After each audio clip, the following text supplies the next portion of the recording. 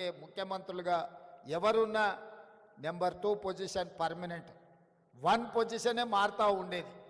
అది విజయభాస్కర్ రెడ్డి అయినా, చెన్నారెడ్డి గారైనా, అంజయ్య గారైనా, భవనం వెంకట్రామైనా, డాక్టర్ వైఎస్ రాజశేఖర రెడ్డి గారైనా, ఇలా 1 పొజిషన్లో పాత్రలు ఎప్పుడూ మారేటివి.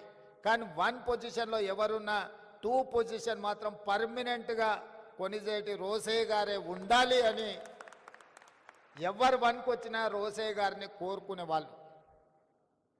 పెద్ద ఆయన ఏ రోజు కూడా 2కి వచ్చిన కాబట్టి 1లో ఉన్న వాళ్ళని జరిపి కూర్చోవాలని వారెప్పుడు తాపత్రయపడలే, తొందరపడలే.